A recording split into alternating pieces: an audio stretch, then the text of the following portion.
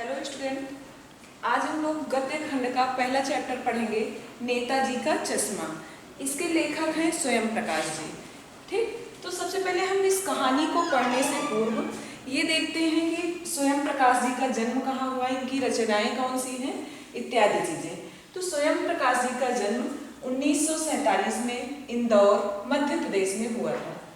इनका बचपन और नौकरी का अधिकतम हिस्सा राजस्थान में बीता। ये वसुधा पत्रिका के संपादन कार्य से भी जुड़े हैं। स्वयं प्रकाश जी की 13 कहानी संग्रह प्रकाशित हो चुके हैं, जिसमें से कि सूरज कब निकलेगा, आएंगे अच्छे दिन भी, आदमी जात का आदमी और संधान उल्लेखनीय है। इनके कुछ चर्चित उपन्यास हैं जो कि बीच में विनय और ईंधन है। स्वयं प्रकाश जी कई पुरस्कारों से भी नवाजा जा चुका है। कुछ पुरस्कार हैं यहाँ पर, पहल सम्मान, बनमाली पुरस्कार, राजस्थान साहित्य अकादमी पुरस्कार इत्यादि। अब हम देखेंगे कि जो हमारे पाठ्यक्रम में जो कहानी है नेताजी का चश्मा, वो स्वयं प्रकाश जी द्वारा लिखित है। इस कहानी के माध्यम से कैप्टन चश्मे वाला देशवासियों के करोड़ों देशवासियों के योगदान को दर्शाता है। ठीक, इस कहानी में मुख्य 4 पात्र हैं, मोतीलाल जी, हालदार साहब, पानवाला और कैप्टन। मोतीलाल एक कस्बे की कहानी है ये। वहां पर ये हाई स्कूल के ड्राइंग मास्टर रहते हैं मोतीलाल। हालदार साहब हर 15वें दिन उस कस्बे से होकर अपने कंपनी के काम से गुजरते हैं। पानवाला जहां पर नेताजी की मूर्ति लगी होती है, वहीं उसी चौराहे पर पानवाले की दुकान रहती है। और जो सबसे मुख्य पात्र है वो है कैप्टन। ये कैप्टन ही नेताजी की मूर्ति पर चश्मा लगाता है। अब हम देखेंगे आगे कि इस कहानी की शुरुआत एक कस्बे से होती है।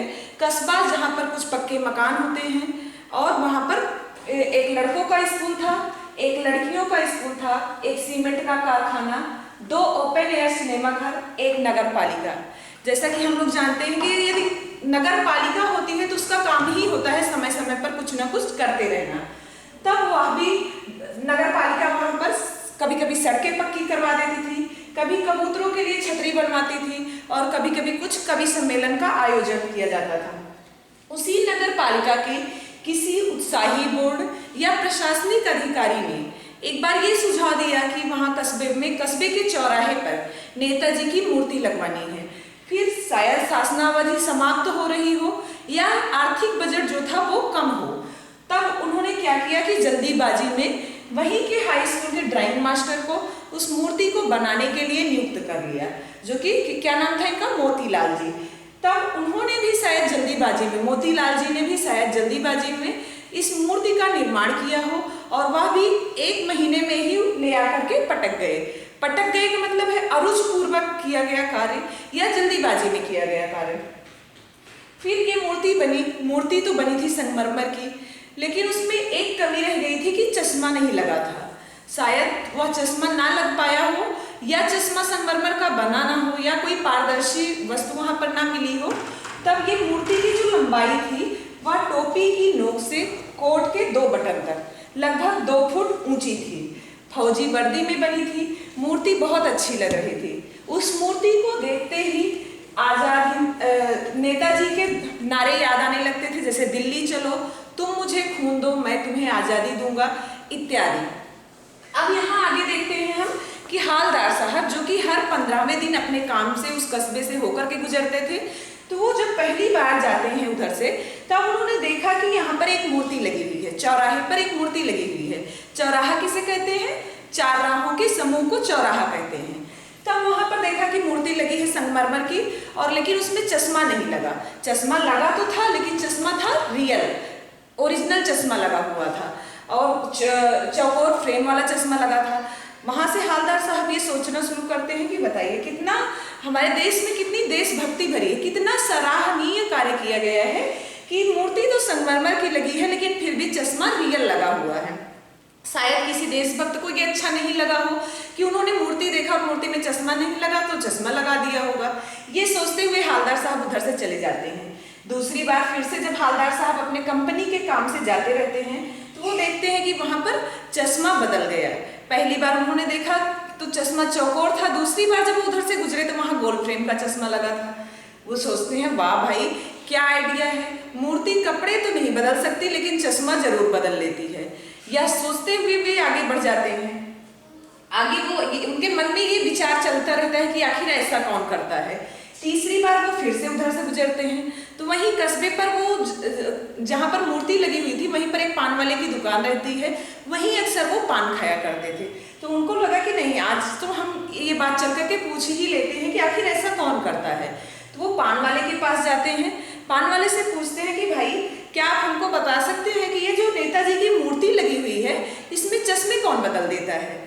पान वाला, जो कि इसका ऐसा व्यक्तित्व रहता है, ये खुश मिजाज व्यक्ति रहता है और पान हमेशा ही मुंह में ठूसे रहता है। जब कोई इससे बात करता है तो पहले पान थूकता है, उसके बाद थोड़ा सा हंसता है जिससे इसकी तोंद थिरकती है, तोंद हिलने लगती है, उसके बाद ही ये उत्तर देता है। जब पान वाले से पूछते हैं तो वो ऐसा ही करता है कि मुंह में पान ठूसे रहता है, पान को थूकता है और बताता है कि साहब यह कैप्टन करता है।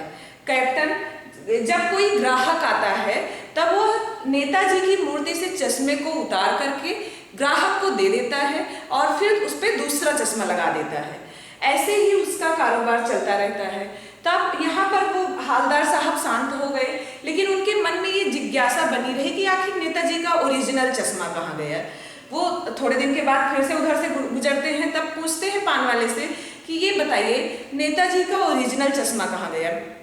पान वाला बताता है कि साहब शायद मास्टर ओरिजिनल चश्मा बनाना भूल गया। तब वो आगे बढ़ते हैं और फिर वहीं पर ऐसे टहलते हुए उन्हें ऐसा लगता है कि वो बताता है पान वाला कि ये कैप्टन ऐसा करता है। तो उन्हें लगता है कि कैप्टन आखिर ऐसा क्यों कहा जाता है?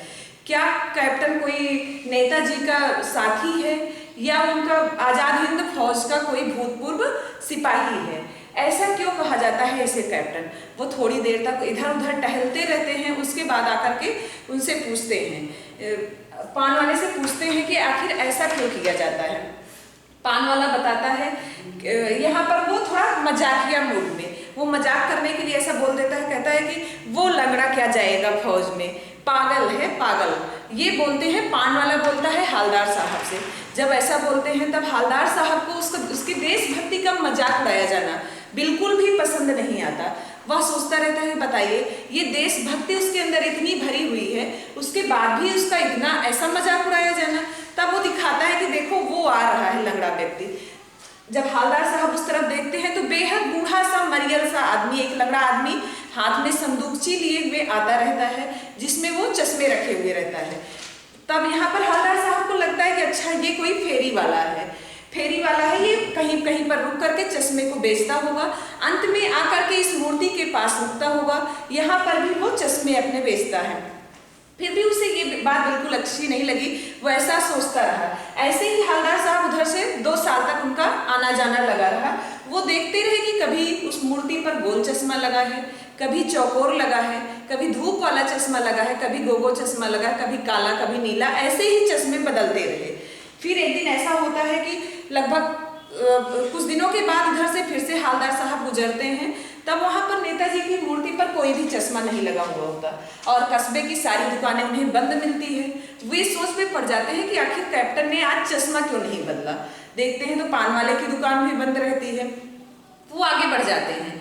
फिर अगले 15 दिन के बाद जब वो फिर से उधर से आते हैं तब वो जाकर के पान वाले से पूछते हैं कि आखिर भाई ये नेताजी की मूर्ति पर चश्मा क्यों नहीं बदला जा रहा। पान वाला अपनी धोती की नोक से अपने आंसू पोंछते हुए बोलता है कि साहब कैप्टन मर गया, अब चश्मा कौन बदलेगा, कैप्टन ही नहीं रहा। तब वो सोचता रहता है, हालदार साहब सोचते रहते हैं कि पहले तो मास्टर चश्मा बनाना भूल गया, अब कैप्टन मर गया, तब अब चश्मा नहीं बदला जाएगा। उनको अंदर ही अंदर बहुत दुख होता है। वो आगे चल करके सोचते हैं कि अब मैं इधर से जब भी गुजरूंगा कभी भी इस नेताजी की मूर्ति के सामने नहीं रुकूंगा। अपने जीप वाले से बोलते हैं, अगले 15 दिन के बाद जब फिर से उनका आना होता है तो वो अपने ड्राइवर से कहते हैं कि आज इधर से जीप मत रोकिएगा, गाड़ी को मत रोकिएगा, मैं यहाँ पर नहीं रुकूंगा, पान कहीं आगे खा लेंगे, आज हमें बहुत ज़्यादा काम है। वो आगे चलते हुए जाते हैं और लेकिन उनकी आदत पड़ चुकी होती है कि वहाँ पहुँचने के बाद वो नेताजी की मूर्ति देख ही लेते हैं। जब वहाँ पर पहुँचते हैं देखते हैं नेताजी की मूर्ति पर एक सरकंडे का बना हुआ चश्मा लगा होता है, तब वो बर्बा से चीख उठते हैं और बोलते हैं कि ड्राइवर से अपने बोलते हैं कि अरे अरे गाड़ी रोको गाड़ी रोको। जैसे ही गाड़ी रुकती है वो दौड़ते हुए मूर्ति के पास जाते हैं और वहाँ पर देखते हैं कि सरकंडे का बना हुआ चश्मा लगा होता है। उनकी आंखें भर आती हैं, वो एकदम भावहीन, मतलब उनके अंदर एकदम भाव भर जाता है कि बताइए हमारे देश का कोई बच्चा जिसको ये देख करके अच्छा नहीं लगा होगा कि अब कैप्टन नहीं रहा, तब नेताजी की मूर्ति बिना चश्मे की रहेगी। कोई बच्चे का बनाया हुआ सरकंडे का चश्मा उस पर लगा था। इस कहानी के माध्यम से हमने यह देखा कि हमारे देश में बड़े ही नहीं बच्चे भी अपना संपूर्ण योगदान देते हैं और हमारे करोड़ों देशवासी सब अपने अपने तरीके से इसमें सहयोग प्रदान करते हैं।